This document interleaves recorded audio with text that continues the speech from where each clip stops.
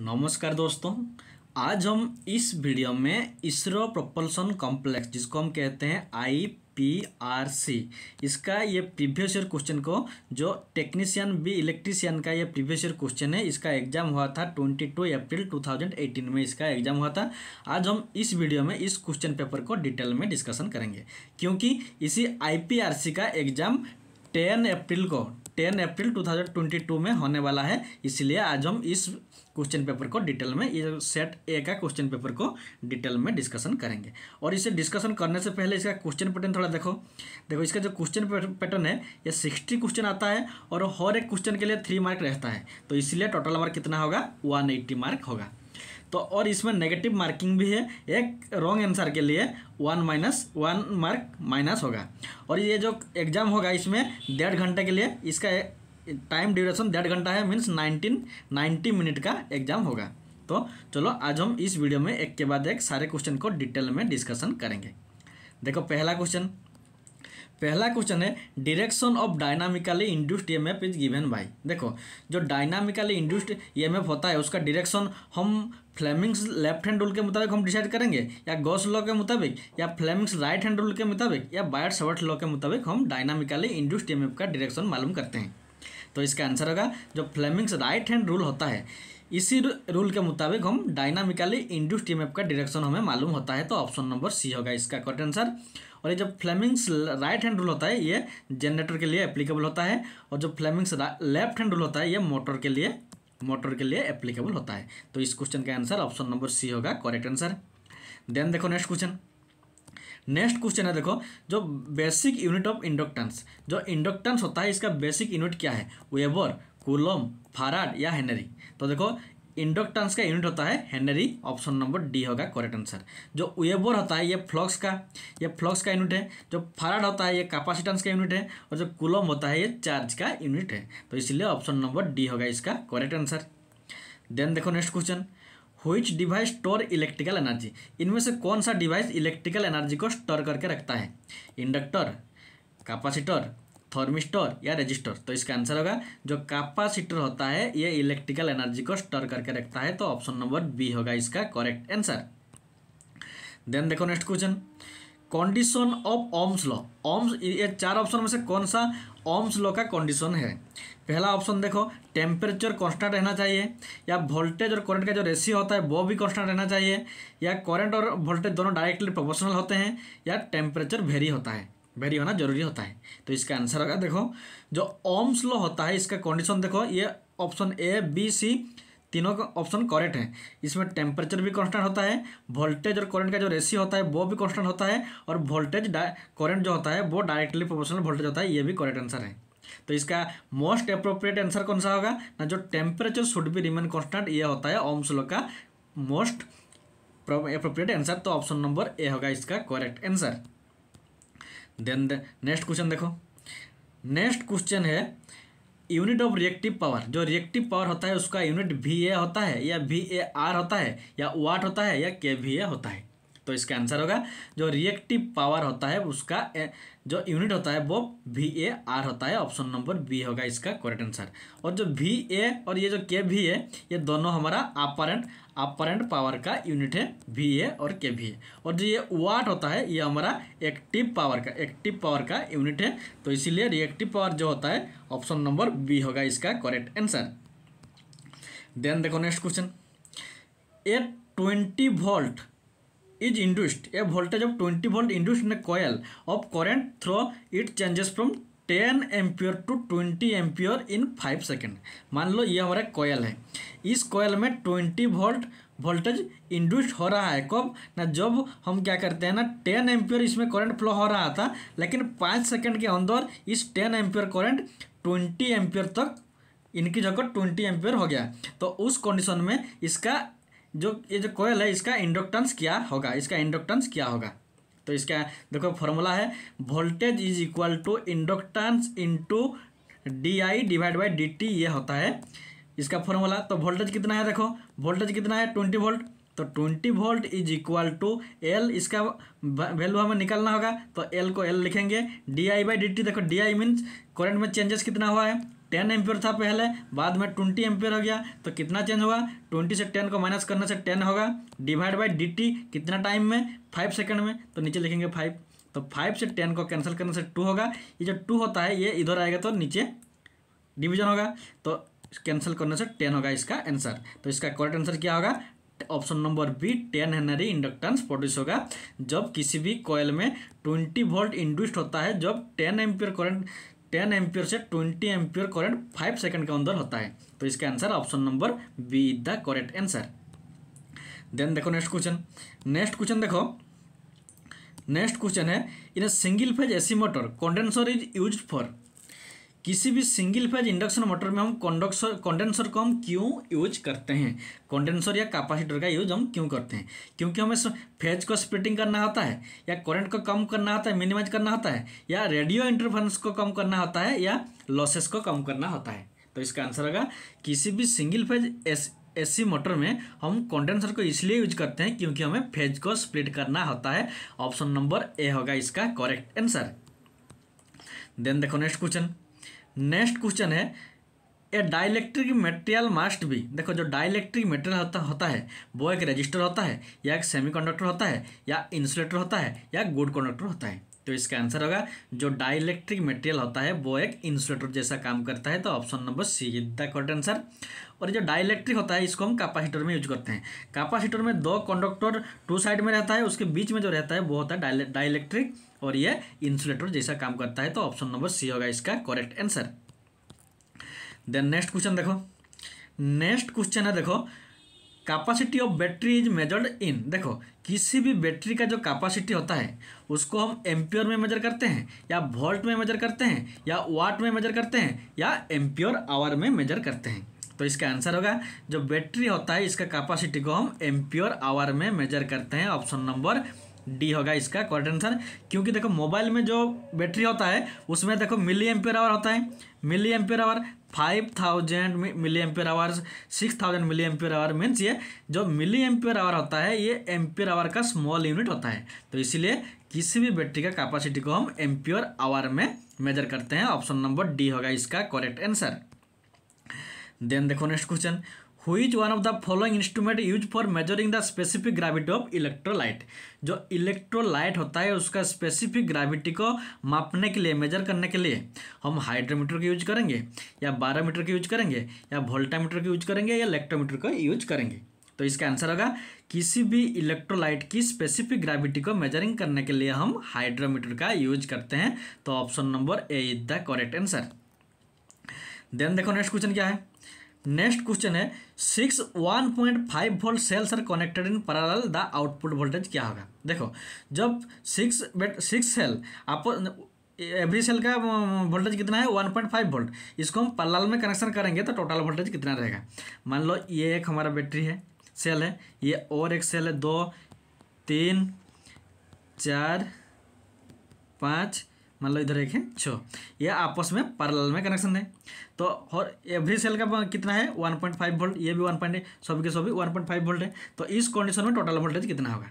देखो जब क्या करते हैं ना सेम ईएमएफ का बैटरी को आपस में पैरेलल में कनेक्शन करेंगे तब क्या होता है ना उसका टोटल जो वोल्टेज होता है वो सेम ही रहता है 1.5 वोल्ट ही रहता है, क्योंकि हम जब इसको हम पैरेलल में कनेक्शन करते हैं। और अगर हम इसको सीरीज में कनेक्शन करते हैं तो क्या होता है ना 1.5 × 6 करेंगे तब टोटल कितना 9 वोल्ट होगा। तो सीरीज में 6 सेल को जिसका 1.5 वोल्ट है अगर हम इसको सीरीज में कनेक्शन करेंगे तो हमें 9 वोल्ट मिलेगा, और अगर हम इसको पैरेलल में कनेक्शन करेंगे तो 1.5 वोल्ट ही मिलेगा, ज़्यादा वोल्ट नहीं मिलेगा। तो ऑप्शन नंबर डी होगा इसका करेक्ट आंसर। देन देखो नेक्स्ट क्वेश्चन है देखो नेक्स्ट क्वेश्चन है A transformer work on the principle of, देखो जो ट्रांसफार्मर होता है इनमें से कौन सा प्रिंसिपल में काम करता है, फैराडेज लॉ ऑफ इलेक्ट्रोलिसिस, या mutual induction between 2 inductively coupled circuit, या सेल्फ इंडक्शन ऑफ कॉयल, या conduction of current between the primary and secondary. तो इसका आंसर होगा जो ट्रांसफार्मर होता है वो म्यूचुअल इंडक्शन प्रिंसिपल में काम करता है, और 2 कॉयल प्राइमरी कॉयल और सेकेंडरी कॉयल दोनों आपस में इंडक्टिवली कपल होते हैं, इलेक्ट्रिकली कपल नहीं होते हैं। तो इसीलिए ऑप्शन नंबर बी होगा इसका करेक्ट आंसर। देन देखो नेक्स्ट नेक्स्ट क्वेश्चन है the colour of fresh dielectric oil for transformer. देखो ट्रांसफार्मर की इंसुलेशन और कूलिंग के लिए हम ऑयल का यूज करते हैं, ट्रांसफार्मर ऑयल का यूज करते हैं। तो जो ऑयल यूज करते हैं उसका कलर पहले येलो होता है या ब्राउन होता है या डार्क ब्राउन होता है या कलरलेस होता है। तो इसका आंसर होगा जो ट्रांसफार्मर ऑयल होता है जब वो फ्रेश कंडीशन में होता है तब तो उसका कलर होता है पहले yellow. Option number A is the correct answer. Then देखो next question, most suitable motor for electric traction. देखो जो इलेक्ट्रिक ट्रैक्शन के लिए इनमें से कौन सा मोटर सबसे बेस्ट सुइटेबल है? DC shunt motor, DC series motor, DC compound motor या नॉन ऑफ दिस। तो इसका आंसर होगा जो डीसी सीरीज मोटर होता है ये इलेक्ट्रिक ट्रैक्शन के लिए मोस्ट सुइटेबल होता है। Option number be the correct answer, क्योंकि जो डीसी सीरीज मोटर होता है इसका स्टार्टिंग टॉर्क बहुत ज़्यादा रहता है। तो ऑप्शन नंबर बी होगा इसका करेक्ट आंसर। देन देखो नेक्स्ट क्वेश्चन है the direction of rotation of DC shunt motor can be reversed by interchanging. देखो किसी भी डीसी शंट मोटर का जब मान लो ये हमारा एक डीसी शंट मोटर है, ये उसका आर्मेचर है, ये आर्मेचर है, इसका ये शंट फील्ड है और ये उसका वोल्टेज इधर है। ये एक डीसी शंट मोटर है, ये मान लो कुछ इस डायरेक्शन में घूम रहा है, इसका डायरेक्शन को हम रिवर्स करेंगे तो अब हमें क्या करेंगे जिससे क्या होगा ना, ये जो मोटर घूम रहा है ये उसका ऑपोजिट डायरेक्शन में घूमेगा। हमें उसका सप्लाई टर्मिनल को इंटरचेंज करना होगा या आर्मेचर टर्मिनल को इंटरचेंज करना होगा या फील्ड टर्मिनल को इंटरचेंज करना होगा या आइदर फील्ड और आर्मेचर टर्मिनल को इंटरचेंज करना होगा। तो देखो इसका आंसर, देखो इसका आंसर होगा option number D is the correct answer. देखो ये आर्मेचर है, ये फील्ड है, अगर हमें इस मोटर का डायरेक्शन हमें रिवर्स करना होता है तो हम क्या करेंगे, आइदर हम इस आर्मेचर का जो ये दो टर्मिनल है इसको रिवर्स करेंगे या ये जो फील्ड है इसका टर्मिनल को रिवर्स करेंगे। अगर हम दोनों को रिवर्स करेंगे तो मोटर का डायरेक्शन रिवर्स नहीं होगा, सेम ही डायरेक्शन में रोटेट करेगा। अगर हमें रिवर्स करना है तो आइदर हम इस आर्मेचर का कनेक्शन को रिवर्स करेंगे या फिर फील्ड का जो कनेक्शन होता है उसका रिवर्स करेंगे। तो ऑप्शन नंबर डी होगा इसका करेक्ट आंसर। अगर दोनों को करेंगे तो सेम ही डायरेक्शन में घूमेगा, रिवर्स नहीं होगा। देन नेक्स्ट क्वेश्चन है in DC generator which part will convert AC into DC. देखो जो डीसी जनरेटर होता है उसमें एसी से डीसी को कौन कन्वर्ट करता है, कम्यूटेटर, फील्ड, ब्रश या आर्मेचर। तो देखो इसका आंसर होगा जो कम्यूटेटर होता है इसका काम क्या होता है, ऑल्टरनेटिंग करंट को ये डायरेक्ट करंट में कन्वर्ट करता है और ये हमारा डीसी जनरेटर में होता है और इसका काम ही होता है एसी को डीसी में कन्वर्ट करना। तो option number A is the correct answer. Then देखो नेक्स्ट क्वेश्चन है starter core of a induction motor is made of. देखो इंडक्शन मोटर का जो स्टार्टर कोर होता है वो इनमें से कौन से मटेरियल में बना हुआ होता है, लैमिनेटेड कास्ट आयरन का होता है या माइल्ड स्टील का होता है या सिलिकॉन स्टील स्नैपिंग का होता है या सॉफ्ट वुड का होता है। तो इसका आंसर होगा इंडक्शन मोटर का जो स्टार्टर कोर होता है वो हमारा सिलिकॉन स्टील का होता है। Option number C is the correct answer. Then देखो नेक्स्ट क्वेश्चन है the difference between synchronous speed and the actual speed of induction motor is known as. किसी भी इंडक्शन मोटर के, मान लो ये हमारा एक इंडक्शन मोटर का रोटर है और ये स्टार्टर है। ये जो स्टार्टर है ये तो रोटेट नहीं करता है लेकिन इसमें एक मैग्नेटिक फील्ड रोटेट करता है और ये जो मैग्नेटिक फील्ड रोटेट करता है इसका जो स्पीड होता है उसको हम क्या कहते हैं, एनएस कहते हैं। और जो ये रोटर होता है इसका स्पीड को हम क्या कहते हैं, जिस स्पीड में ये रोटेट करता है उसको हम एनआर कहते हैं। तो क्वेश्चन में क्या है, ये सिंक्रोनस स्पीड मीन्स ये वाला स्पीड और रोटर स्पीड मीन्स ये वाला स्पीड, ये दोनों का जो डिफरेंस होता है मीन्स एनएस माइनस एनआर, इसको हम क्या कहेंगे, रेगुलेशन कहेंगे या बैकलैश कहेंगे या स्लिप कहेंगे या लैग कहेंगे। तो इसका आंसर होगा जो स्टार्टर का स्पीड और रोटर का स्पीड का जो डिफरेंस होता है उसको हम स्लिप कहते हैं। ऑप्शन नंबर सी होगा इसका करेक्ट आंसर। देन देखो नेक्स्ट क्वेश्चन क्या है, नेक्स्ट क्वेश्चन है a synchronous motor is called a synchronous capacitor when. देखो कौन सा कंडीशन में एक सिंक्रोनस मोटर को एक सिंक्रोनस कैपेसिटर हम कहेंगे, जब ये अंडर एक्साइटेड कंडीशन में रहेगा या जब ओवर एक्साइटेड कंडीशन में रहेगा या अंडर लोडेड कंडीशन में या ओवर लोडेड कंडीशन में रहेगा तो अब हम एक सिंक्रोनस मोटर को एक सिंक्रोनस कैपेसिटर कहेंगे। तो पहला कंडीशन देखो, एक सिंक्रोनस कैपेसिटर मतलब क्या होता है, कैपेसिटर का काम क्या होता है, पावर फैक्टर को इंप्रूव करना। तो देखो जब एक synchronous motor over excited condition में रहता है no load over excited condition में रहता है, तो उस कंडीशन में ये क्या करता है ना, एक कैपेसिटर जैसा काम करता है। तो इसीलिए उसी कंडीशन में means option number B condition में एक सिंक्रोनस मोटर को हम एक सिंक्रोनस कैपेसिटर कहते हैं। तो ऑप्शन नंबर बी होगा इसका correct answer.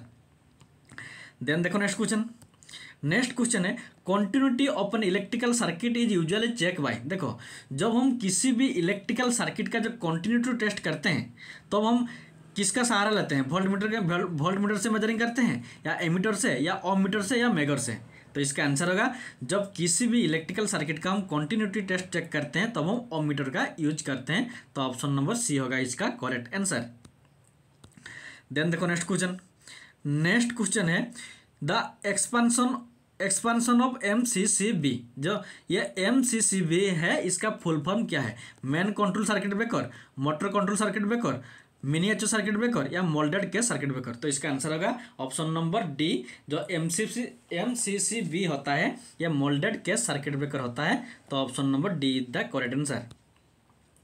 Then next question देखो which of the following indicate medium voltage. देखो जब मीडियम वोल्टेज होता है वो 250 वोल्ट से कम को हम मीडियम वोल्टेज कहेंगे या 650 वोल्ट से कम को हम मीडियम वोल्टेज कहेंगे या 650 वोल्ट से ज़्यादा और 33 kV से कम को हम मीडियम वोल्टेज कहेंगे यार या 415 वोल्ट से कम को हम मीडियम वोल्टेज कहेंगे। तो इसका आंसर होगा ऑप्शन नंबर सी 650 वोल्ट से ज़्यादा और 33 kV से कम होता है उसको हम क्या कहेंगे, मीडियम वोल्टेज कहेंगे। तो ऑप्शन नंबर सी होगा इसका करेक्ट आंसर। देन देखो next question lamps in street light are connected in. देखो जो स्ट्रीट लाइट होता है वो बहुत सारे लाइट आपस में कनेक्शन होते हैं। तो ये जो स्ट्रीट लाइट होता है ये आपस में एंड टू एंड कनेक्शन होते हैं या सीरीज में कनेक्शन होते हैं या पैरेलल कनेक्शन होते हैं या सीरीज पैरेलल कनेक्शन होते हैं। तो इसका आंसर होगा जो स्ट्रीट लाइट का जो लैंप होता है वो आपस में पैरेलल में कनेक्शन होते हैं। ऑप्शन नंबर सी होगा इसका करेक्ट आंसर। देन देखो नेक्स्ट क्वेश्चन है which one is the best energy efficient light. इनमें से कौन सा लाइट सबसे ज़्यादा एनर्जी एफिशिएंट होता है, compact CFL compact fluorescent lamp या इनकैंडेसेंट लैंप। ये नहीं होगा फ्लोरोसेंट लैंप या LED। तो देखो एनर्जी एफिशिएंट मीन्स ये होता है हमारा CFL lamp. Option number A होगा इसका करेक्ट आंसर। देन देखो next question kilowatt hour is the unit of. देखो ये जो किलोवाट आवर है इसके ये किसका यूनिट होता है, वोल्टेज का यूनिट तो नहीं होगा, करंट का यूनिट भी नहीं है, इलेक्ट्रिक पावर का तो वाट होता है ये भी नहीं होगा, इलेक्ट्रिकल एनर्जी जो होता है ये इलेक्ट्रिकल एनर्जी का यूनिट क्या होता है, किलोवाट आवर। और वो जो हमारा घर में जो एनर्जी मीटर होता है उसमें 1 यूनिट इज इक्वल टू क्या होता है 1 किलोवाट आवर या 1000 वाट आवर। तो ऑप्शन नंबर डी होगा इसका करेक्ट आंसर। देन देखो नेक्स्ट क्वेश्चन है देखो next question temperature limit of class H insulating material. देखो जो class H type insulating material होता है उसका टेम्परेचर लिमिट कितना होता है 120 डिग्री सेंटीग्रेड या 155 डिग्री सेंटीग्रेड या 180 डिग्री सेंटीग्रेड या 225 डिग्री सेंटीग्रेड। तो इसका आंसर होगा क्लास H के लिए 180 डिग्री सेंटीग्रेड होगा। Option number C the correct answer. देखो जो इंसुलेटिंग मटेरियल होता है वो हमारा Y A E B F H C, F के बाद H होता है उसके बाद C। ये जो H होता है ये क्वेश्चन में है ये 180 डिग्री होगा। अगर 180 डिग्री से ज़्यादा होगा तो वो C क्लास में आएगा। तो इसीलिए H के लिए 180 degree. Option number C the correct answer.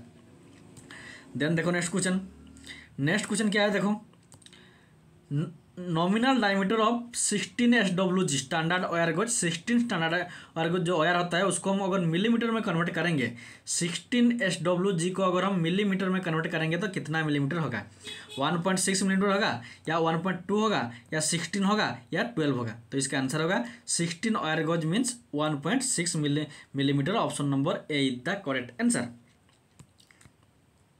Then देखो next question calculate the resistance of a heating element. देखो एक हीटिंग एलिमेंट है उसका हमें रेजिस्टेंस को कैलकुलेट करना होगा जिसका वाटेज कितना है 1000 वाट और वोल्टेज कितना है 200 वोल्ट। तो देखो रेजिस्टेंस का फॉर्मूला क्या होता है, P इक्वल टू क्या होता है V² डिवाइड बाई R। तो रेजिस्टेंस इक्वल टू क्या होगा R is equal to V² divide by P, ये होता है उसका फॉर्मूला। वोल्टेज कितना है 200 तो V² means 200 into 200 divide by P कितना है 1000। इसको अगर 200 से 1000 कैंसिल करेंगे तो 5 आएगा, 5 से 4 40 आएगा। इसका आंसर कितना होगा 40। तो देखो 40 ओम किधर है, ये जो ऑप्शन नंबर डी है और this is the correct answer. Then next question देखो, नेक्स्ट क्वेश्चन है 3 capacitance of 10 microfarad are connected in parallel, they find out the equivalent capacitance. देखो 3 कैपेसिटर है, 3 कैपेसिटर, मान लो ये एक कैपेसिटर है, ये और एक कैपेसिटर है, ये और एक कैपेसिटर है, तीनों कैपेसिटर क्या है आपस में पैरेलल में कनेक्शन है। और ये जो कैपेसिटर ये 10 माइक्रोफैराड, ये भी 10 माइक्रोफैराड, ये भी 10 माइक्रोफैराड। तो इस कंडीशन में इस सर्किट का टोटल कैपेसिटेंस कितना होगा, तो इसका आंसर होगा, इसी तीनों ऐड करेंगे तो 10 + 10 + 10 30 होगा। इसका correct answer option number A is the correct answer 30 microfarad. क्योंकि जो कैपेसिटर का सीरीज पैरेलल कनेक्शन और रेजिस्टर का series parallel connection just opposite होता है। रेजिस्टर का सीरीज जो होता है कैपेसिटेंस का पैरेलल वो होता है, और रेजिस्टेंस का जो पैरेलल होता है वो कैपेसिटर का सीरीज होता है। तो इसलिए option number A is the correct answer. Then देखो नेक्स्ट क्वेश्चन, नेक्स्ट क्वेश्चन है देखो, which of the following is not a primary cell. इनमें से कौन सा सेल प्राइमरी सेल नहीं है। ड्राई सेल तो प्राइमरी सेल है, निकल के आयरन सेल, डैनियल सेल भी प्राइमरी सेल है, लेंचर सेल भी प्राइमरी सेल। तो option number B is the correct answer. ये हमारा सेकेंडरी सेल होता है, प्राइमरी सेल नहीं होता है। तो option number B is the correct answer. Then देखो next question, specific gravity of fully charge cell भी। देखो किसी भी एक सेल का जब वो फुल चार्ज होता है उस कंडीशन में उसका स्पेसिफिक ग्रेविटी वैल्यू कितना रहता है, 1365 या 1165 या 1265 या 1200। तो इसका आंसर होगा, अगर ये फुल वोल्टेज कंडीशन में रहता है तो ये ऑप्शन नंबर सी होगा, 1265 is the correct answer. Option number C is the correct answer. Then देखो नेक्स्ट क्वेश्चन, नेक्स्ट क्वेश्चन है electrolyte used in a lead acid battery. Lead acid battery में जो इलेक्ट्रोलाइट होता है वो H2SO4 होता है, कॉन्सेंट्रेटेड H2SO4 होता है, या कॉन्सेंट्रेटेड हाइड्रोक्लोरिक एसिड होता है, या डिस्टिल वाटर होता है, या डाइल्यूटेड H2SO4 होता है। तो इसका आंसर होगा, जो लीड एसिड बैटरी होता है उसमें जो इलेक्ट्रोलाइट होता है वो हमारा डाइल्यूटेड H2SO4 होता है, क्योंकि उसमें वाटर भी रहता है, वाटर प्लस H2SO4 रहता है। तो कॉन्सेंट्रेटेड नहीं होगा, option number D is the correct answer. Then देखो नेक्स्ट क्वेश्चन, नेक्स्ट क्वेश्चन है 100 सेल ऑफ 1.5 वोल्ट इच। हर बैटरी का कितना वोल्टेज है 1.5 volt, having 1 ohm internal resistance, और सब बैटरी का इंटरनल रेजिस्टेंस कितना है 1 ohm, are connected in series. सभी को हम क्या करेंगे ना, सीरीज में कनेक्शन करेंगे। तो how much current will flow in the external resistance. अगर एक्सटर्नल रेजिस्टेंस 40 ओम होता है तो कितना करंट फ्लो होगा। तो इसका फॉर्मूला है, देखो करंट इज इक्वल टू क्या होता है, वोल्टेज, टोटल वोल्टेज कितना है 1.5 वोल्ट इंटू 100, तो 100 into 1.5 volt divide by resistance कितना है, इंटरनल रेजिस्टेंस देखो 100 इंटू 1, 100 सेल है और हर सेल का इंटरनल रेजिस्टेंस 1 ओम है, तो इसलिए 100 इंटू 1 होगा, प्लस और एक एक्सटर्नल रेजिस्टेंस है 40 ओम, तो इधर 40 ओम होगा। इसको अगर कैलकुलेशन करेंगे तो ये जो ऊपर वाला है ये 150 आएगा, डिवाइड बाई नीचे जो ये है ये 100 इंटू 100 प्लस 40, तो 140 होगा। तो अगर इसको कैंसिल करेंगे 15/14 तो 1 पॉइंट समथिंग रहेगा, 1 से थोड़ा ज़्यादा रहेगा, तो इसलिए option number B is the correct answer. Then देखो नेक्स्ट क्वेश्चन, नेक्स्ट क्वेश्चन है which type of DC motor is use for constant speed application. जब हमें कांस्टेंट स्पीड की ज़रूरत होता है तो उस कंडीशन में हम कौन सा टाइप ऑफ डीसी मोटर को यूज करेंगे, डीसी सीरीज मोटर को, डीसी शॉर्ट मोटर को, डीसी कंपाउंड मोटर को, या नॉन ऑफ दी अबव। तो इसका आंसर होगा, जो डीसी शॉर्ट मोटर होता है इसको हम कांस्टेंट स्पीड के लिए यूज किया जाता है, तो इसलिए ऑप्शन नंबर बी होगा इसका करेक्ट आंसर। देन देखो नेक्स्ट क्वेश्चन, नेक्स्ट क्वेश्चन है एन एसी वोल्टेज है आरएमएस वैल्यू और एवरेज वैल्यू। देखो ये है आरएमएस वैल्यू 200 वोल्ट और 150 वोल्ट होता है ये एवरेज वैल्यू।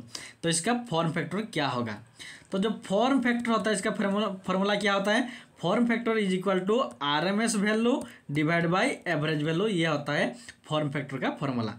तो आरएमएस वैल्यू कितना है 200 डिवाइड बाई एवरेज वैल्यू कितना है 150। अगर इसको कैंसिल करेंगे 0 0 कैंसिल होता है, 5 3 5 4 4/3 4/3 नहीं है तो 3 इक्वल टू 1.110 1.33, ये होगा option number C is the correct answer. Then देखो नेक्स्ट क्वेश्चन है energy stored in an inductor is directly proportional. देखो जब हम किसी इंडक्टर में एनर्जी को स्टोर करते हैं तब वो करंट के साथ डायरेक्टली प्रोपोर्शनल होता है, या करंट के स्क्वायर के साथ डायरेक्टली प्रोपोर्शनल होता है, या वोल्टेज के साथ डायरेक्टली प्रोपोर्शनल होता है, या वोल्टेज के स्क्वायर के साथ डायरेक्टली प्रोपोर्शनल होता है। तो इंडक्टर में जो एनर्जी स्टोर होता है उसका फॉर्मूला होता है energy store is equal to half into inductance into I का half into L I square. तो इसलिए ऑप्शन नंबर बी होगा इसका करेक्ट आंसर। देन देखो नेक्स्ट क्वेश्चन है power factor of a AC circuit. देखो जो किसी भी एसी सर्किट का जो पावर फैक्टर होता है उसका फॉर्मूला क्या होता है, हम सभी जानते हैं जो पावर फैक्टर होता है उसका फॉर्मूला क्या होता है, कॉस थीटा होता है, कॉस थीटा। तो किलोवाट बाई के वी होगा इसका आंसर, या kilowatt by K V A R होगा, या के V A by K V A R होगा, या कोई भी नहीं है। तो इसका आंसर होगा, देखो इनमें से कौन सा फॉर्मूला में हमें कॉस थीटा मिलेगा। देखो ये जो ऑप्शन नंबर ए है इसमें कॉस किलोवाट है, मीन्स एक्टिव पावर का फॉर्मूला क्या होता है, voltage into current into cos theta होता है, डिवाइड बाई, देखो डिवीजन मार्क है उस के भी है, मीन्स ये वोल्टेज इंटू करंट होता है, और वी आई कैंसिल होता है, सिर्फ रहता है कॉस थीटा। तो ये जो कॉस थीटा होता है ये पावर फैक्टर का फॉर्मूला होता है। तो इसीलिए option number A is the correct answer, kilowatt divide by K V A is the correct answer. Then देखो next question, which of the following losses of a transformer depending upon the square of the frequency. इनमें से transformer की कौन सा losses transformer के जो frequency होता है उसका स्क्वायर के साथ, फ्रीक्वेंसी के स्क्वायर के साथ प्रोपोर्शनल होता है। Iron loss, copper loss, hysteresis loss, या ईडी करंट लॉस। तो इसका आंसर होगा जो ईडी करंट लॉस होता है वो फ्रीक्वेंसी के स्क्वायर के साथ डायरेक्टली प्रोपोर्शनल होता है। तो option number D is the correct answer. और जो हिस्टेरेसिस लॉस होता है वो फ्रीक्वेंसी का 1.6 के साथ डायरेक्टली प्रोपोर्शनल होता है। तो इसलिए ऑप्शन नंबर डी होगा इसका करेक्ट आंसर। देन देखो नेक्स्ट क्वेश्चन, एक ट्रांसफार्मर है जिसका देखो 44,400 वोल्ट, ये स्टेप डाउन ट्रांसफार्मर है, इसमें 100 kVA वाला है, और इसमें जो रेट इसका जो सेकेंडरी वाइंडिंग है वो 1000 टर्न है। तो इसका प्राइमरी टर्न कितना होगा। तो देखो हम इसका एक फॉर्मूला होता है V2 divide by V1 is equal to N2 divide by N1, यह उसका फॉर्मूला है। तो V2 कितना है 400 वोल्ट, तो 400 लिखेंगे। V1 कितना है 4000 लिखेंगे, डिवाइड बाई N2 कितना है N2 1000, ये वाला 1000, तो 1000 लिखेंगे, डिवाइड बाई N1 हमें निकालना होगा, इसका वैल्यू हमें निकालना होगा। तो देखो ये जो 1000 है,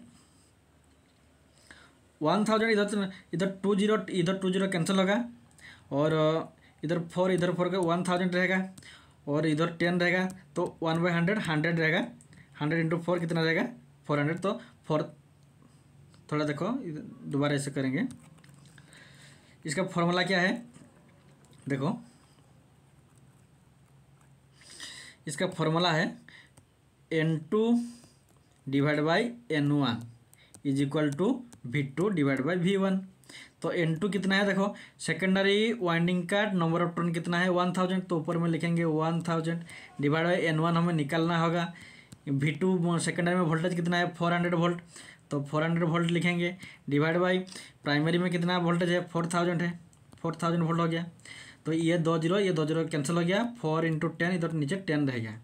तो ये जो 10 है ये ऊपर में आकर होगा तो 10,000, तो इधर आंसर नहीं है, और एक 0 इधर आएगा, तो ऑप्शन नंबर सी होगा इसका करेक्ट आंसर। देन देखो नेक्स्ट क्वेश्चन क्या है, नेक्स्ट क्वेश्चन है देखो 40 volt supply was connected to a 3 with 2 number of 3 ohm resistor in series and connected at 6 ohm resistor parallel auto transformer क्या होगा। इसका ये जो क्वेश्चन है इसका थोड़ा रॉन्ग क्वेश्चन लग रहा है, देखो हिंदी में, तो इसको हम इस क्वेश्चन को छोड़ते हैं। देन देखो नेक्स्ट क्वेश्चन क्या है, इसको हम बाद में करेंगे। नेक्स्ट क्वेश्चन देखो,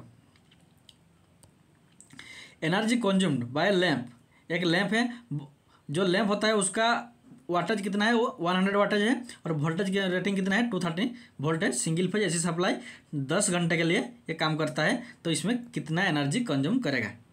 तो देखो जो वाटेज है 100 वाट, उसके साथ देखो कितने घंटे के लिए 10 घंटे के लिए इंटू 10 करेंगे, तो कितना होता है 1000 वाट आवर, जिसको हम कहेंगे 1 किलोवाट आवर भी कहेंगे। तो इसीलिए ऑप्शन नंबर बी होगा इसका करेक्ट आंसर। उसके बाद देखो परमिट जो AR होता है उसका परमिटिविटी कितना होता है, 885 इंटू -12, ये नहीं होगा, 8.85 -6, ये भी नहीं होगा, ये वाला ऑप्शन नंबर सी देखो, बी देखो 8.85 इंटू 10⁻12 फराड पर मीटर, ये होता है हमारा AR का permittivity, option number B is the correct answer. Then देखो नेक्स्ट क्वेश्चन है in which type of power generation plant cost of transportation is minimum, इनमें से कौन सा पावर जनरेशन प्लांट में ट्रांसपोर्टेशन कॉस्ट सबसे कम रहता है, थर्मल में नहीं, इसे तो कोयले को ट्रांसपोर्ट किया जाता है बहुत ज़्यादा रहता है इसका कॉस्ट, तो ये नहीं होगा। न्यूक्लियर में भी न्यूक्लियर को वो कॉस्ट ट्रांसपोर्टिंग कॉस्ट ज़्यादा रहता है। तो जो हाइड्रो इलेक्ट्रिक पावर प्लांट होता है इसका जो ट्रांसपोर्टिंग कॉस्ट होता है बहुत कम रहता है, तो ऑप्शन नंबर सी होगा इसका करेक्ट आंसर। और डीजल पावर प्लांट भी नहीं होगा क्योंकि डीजल ट्रांसपोर्ट करना होता है, तो ऑप्शन नंबर सी होगा इसका करेक्ट आंसर। देन देखो नेक्स्ट क्वेश्चन है India first nuclear power plant was built at, देखो भारत का सबसे पहले फर्स्ट न्यूक्लियर पावर प्लांट कहाँ पर बिल्ड किया गया था, तारापुर में, राणा प्रताप सागर में, कल्पकम में या कुलम में, तो इसका आंसर होगा तारापुर जो होता है इसमें सबसे फर्स्ट न्यूक्लियर पावर प्लांट का बिल्ड किया गया था, तो ऑप्शन नंबर ए होगा इसका करेक्ट आंसर। देन देखो next question most appropriate method of fire extinguisher use in electrical fire के लिए हम इनमें से कौन सा type of fire extinguisher use करेंगे, foam type, carbon dioxide type, water type या PVC या पाउडर टाइप, तो इसका आंसर होगा इलेक्ट्रिकल टाइप फायर के लिए हम carbon dioxide fire extinguisher use करते हैं, ऑप्शन नंबर बी होगा इसका करेक्ट आंसर।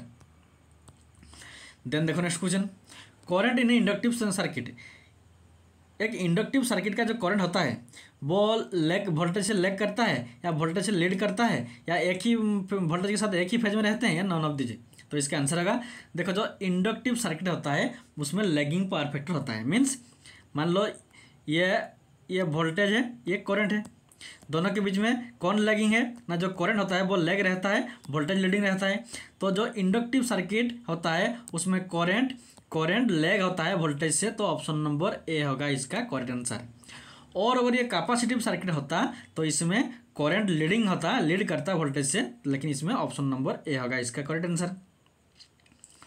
देन देखो next question Ferranti effect is applicable for, जो फेरांती इफेक्ट होता है वो लाइट लोड लाइन के लिए एप्लीकेबल होता है या नो लोड लाइन के लिए एप्लीकेबल होता है या दोनों के लिए या ना ही ए के लिए ना ही बी के लिए, तो इसका आंसर होगा जो फेरांती इफेक्ट होता है वो लाइट लोड के लिए भी एप्लीकेबल होता है और नो लोड के लिए भी एप्लीकेबल होता है, तो ऑप्शन नंबर सी होगा इसका करेक्ट आंसर। लेकिन ये शॉर्ट ट्रांसमिशन लाइन के लिए नहीं होगा, मीडियम और लॉन्ग ट्रांसमिशन लाइन में ही फेरांती इफेक्ट होता है, शॉर्ट ट्रांसमिशन लाइन में नहीं होता है, तो इसका आंसर ऑप्शन नंबर सी होगा करेक्ट आंसर। देन देखो next question declared value of frequency as per IE rule, Indian electricity rule के मुताबिक फ्रीक्वेंसी का डिक्लेयर वैल्यू कितना होता है, तो इसका आंसर होगा 50 हर्ट्ज ±3%, 3% मीन्स 1.5 मीन 51.5 से लेकर 48.5 के बीच में फ्रीक्वेंसी रहेगा, तो इसीलिए option number C is the correct answer. Then देखो next question minimum horizontal clearance is to be maintained from the nearest point of any building to low voltage and medium voltage overhead line, किसी भी building के पास में जो low voltage या medium voltage overhead line होता है दोनों के बीच में डिस्टेंस कितना होना चाहिए, तो इसका आंसर होगा मिनिमम डिस्टेंस 1.5 मीटर होना चाहिए, option number B is the correct answer. Then देखो next question leakage current of earth leakage circuit breaker of house wiring shall be, house wiring के कंडीशन में जो अर्थ लीकेज सर्किट ब्रेकर होता है उसका leakage current का वैल्यू कितना होना चाहिए, नहीं 30 मिली एम्पियर होना चाहिए, option number A is the correct answer. Then देखो नेक्स्ट क्वेश्चन जो HRC फ्यूज होता है उसका हाई रेटेड करंट होता है, हाई रप्चरिंग कैपेसिटी होता है, हाई रेटेड कैपेसिटी होता है या हाई रप्चरिंग करंट होता है, तो HRC means high rupturing capacity, तो ऑप्शन नंबर बी होगा इसका करेक्ट आंसर। देन देखो नेक्स्ट क्वेश्चन है देखो ये वायर ऑफ रेजिस्टेंस कितना है 10 ओम है, एक वायर है उसका रेजिस्टेंस कितना है 10 ohm, find out the resistance of another wire दूसरा और एक वायर का रेजिस्टेंस हमें निकालना होगा जिसका मटेरियल सेम रहेगा लेकिन लेंथ ज़्यादा रहेगा, 2 टाइम लेंथ रहेगा और क्रॉस सेक्शन एरिया भी 2 टाइम रहेगा। तो देखो ये अगर एक जो रेजिस्टेंस होता है उसका फॉर्मूला क्या होता है, रो एल डिवाइड बाई ए, लेकिन जो दूसरा मटेरियल है उसका लेंथ 2 टाइम है, डबल हो गया, उसका क्रॉस सेक्शन एरिया भी 2 टाइम है, तो ये भी हो गया। ऊपर का 2 नीचे का 2 आपस में कैंसिल होंगे तो जितना था उतना ही रहेगा। तो इधर 10 ओम था, ये भी ऑप्शन नंबर बी 10 ओम ही रहेगा। तो ऑप्शन नंबर बी होगा इसका करेक्ट आंसर। देन देखो नेक्स्ट क्वेश्चन, ये single phase induction motor starting torque is developed proportional to. देखो सिंगल फेज इंडक्शन मोटर का जो स्टार्टिंग टॉर्क होता है ये डायरेक्टली प्रोपोर्शनल होता है वोल्टेज के स्क्वायर के साथ, तो इसलिए सप्लाई वोल्टेज नहीं होगा, यह ऑप्शन नंबर बी होगा इसका करेक्ट आंसर। देन देखो next question, tin lead are the mixed of 60-40 means tin है 60 रेशियो में और लीड है 40%। एक शोल्डर का जो टीन होता है, टीन और लीड से शोल्डर बनता है, तो इस शोल्डर का टीन है 60 रेशियो में और लीड है 40 रेशियो में। How much quantity each is use of 5 kg shoulder. तो देखो ये जो शोल्डर है इसमें टीन लीड रहता है, तो ये जो शोल्डर है ये अगर 5 kg का होगा तो इसमें जो टीन और लीड है, टीन कितना केजी रहेगा और लीड कितना केजी रहेगा। तो टोटल 5 kg, 60:40 है, इसको अगर हम कैंसिल करेंगे तो 0 0 कैंसिल होगा, 2 3 2 2 तो 3:2 रहेगा। तो इसीलिए option number D is the correct answer. Then देखो नेक्स्ट क्वेश्चन, नेक्स्ट क्वेश्चन है slip ring induction motor is preferred over square cage induction motor where. देखो कौन सी कंडीशन में जो इंडक्शन मोटर 2 टाइप होता है, एक स्लिप रिंग टाइप होता है, दूसरा स्क्वायर केज टाइप होता है, तो कौन सी कंडीशन में हम स्लिप रिंग टाइप मोटर को ज़्यादा प्रीफर करेंगे, ये कंपेयर में ना स्क्वायर केज इंडक्शन मोटर के कंपेयर में स्लिप रिंग इंडक्शन मोटर को ज़्यादा प्रीफर करेंगे। तो देखो जो स्लिप रिंग इंडक्शन मोटर होता है इसको हम हाई स्टार्टिंग टॉर्क जहाँ पर होता है वहाँ पर हम यूज करते हैं, तो इसलिए ऑप्शन नंबर ए होगा इसका करेक्ट आंसर। क्योंकि जो स्लिप रिंग इंडक्शन मोटर होता है इसमें हम एडिशनल रेजिस्टेंस को ऐड कर सकते हैं इसका रटर में, लेकिन square cage induction motor permanently short circuit होता है, इसमें और कोई एडिशनल रेजिस्टेंस हम ऐड नहीं कर सकते हैं, तो इसलिए ऑप्शन नंबर ए होगा इसका करेक्ट आंसर। देन देखो नेक्स्ट क्वेश्चन क्या है, नेक्स्ट क्वेश्चन है if P the power of star connected system what will be the power in delta connected. देखो मान लो ये हमारा स्टार कनेक्शन है, तो इसमें अगर पावर कितना है, इसमें ये जो स्टार कनेक्शन है इसमें पावर पी है, अगर इसी स्टार कनेक्शन को हम डेल्टा कनेक्शन में कन्वर्ट करेंगे तो पावर कितना होगा, इसका 3 टाइम होगा, 3p होगा, तो ऑप्शन नंबर सी होगा इसका करेक्ट आंसर। देन देखो नेक्स्ट क्वेश्चन है transformer tank is not filled with water because. Transformer में हम ट्रांसफार्मर ऑयल का यूज करते हैं, वाटर का यूज क्यों नहीं करते हैं, क्योंकि वाटर बेड कूलिंग प्रॉपर्टी और बेड इंसुलेटिंग प्रॉपर्टी होता है। इसका आंसर होगा गुड कूलिंग प्रॉपर्टी तो गुड रहता है लेकिन इसका इंसुलेटिंग प्रॉपर्टी नहीं रहता है, ये तो गुड कंडक्टर रहता है, तो इसलिए ऑप्शन नंबर बी होगा इसका करेक्ट आंसर। अगर हम वाटर को यूज करेंगे तो प्राइमरी वाइंडिंग सेकेंडरी वाइंडिंग दोनों आपस में शॉर्ट सर्किट होगा क्योंकि ये बेड इंसुलेटिंग प्रॉपर्टी होता है, तो ऑप्शन नंबर बी होगा इसका करेक्ट आंसर। देन देखो next question, power factor of a pure resistive circuit. एक प्योर रेजिस्टिव सर्किट का पावर फैक्टर क्या होगा। देखो प्योर रेजिस्टिव सर्किट में वोल्टेज और करंट के बीच में कोई भी एंगल नहीं रहता है, एंगल कितना रहता है, थीटा इक्वल टू 0 डिग्री रहता है। और देखो जो पावर फैक्टर होता है उसका फॉर्मूला cos थीटा होता है, तो थीटा के बदले हम क्या लिखेंगे 0 रेजिस्टिव सर्किट के लिए, तो इसलिए cos 0 का वैल्यू कितना है 1, तो इसलिए जो प्योर रेजिस्टिव सर्किट होता है उसका पावर फैक्टर यूनिटी होता है, तो option number A is the correct answer. और अगर ये हमारा प्योर इंडक्टिव सर्किट होता है या प्योर कैपेसिटिव सर्किट होता है तो उस कंडीशन में पावर फैक्टर 0 होता है, लेकिन इसमें क्या होगा यूनिटी, ऑप्शन नंबर ए होगा करेक्ट आंसर। देन देखो next question, armouring is provide in cable. Cable में हम आर्मोरिंग का क्यों यूज करते हैं, क्योंकि हमें इंसुलेटिंग स्ट्रेंथ जरूरत होता है या प्रोटेक्ट करना होता है मैकेनिकल इंजरी से, या दोनों ए बी या नॉन ऑफ द एबव। तो इसका आंसर होगा जो आर्मोरिंग होता है इसका बेसिकली काम होता है मैकेनिकल इंजरी से इसको केबल को प्रोटेक्ट करना, तो ऑप्शन नंबर बी होगा इसका करेक्ट आंसर। और इंसुलेटिंग स्ट्रेंथ ये भी होगा, तो option number C is the correct answer. Then आज के लिए last question, inductive reactance depend upon, जो इंडक्टिव रिएक्टेंस जिसको हम एक्सएल कहते हैं, ये किस पर डिपेंड करता है? तो inductive reactance is equal to 2πfL, ये होता है उसका फॉर्मूला। तो देखो ये डिपेंड करता है इंडक्टेंस के ऊपर, हाँ करता है, एल होता है। उसके बाद फ्रीक्वेंसी के ऊपर एफ है, इसको इस पर भी डिपेंड करता है। कैपेसिटेंस इस पर डिपेंड नहीं करता है, तो इसलिए both A and B, option number D होगा करेक्ट आंसर। तो इस क्वेश्चन का answer option number D is the correct answer. और आज के लिए इतना ही, थैंक्स फॉर वॉचिंग। और अगर आपको वीडियो अच्छा लगता है तो सब्सक्राइब जरूर कीजिएगा।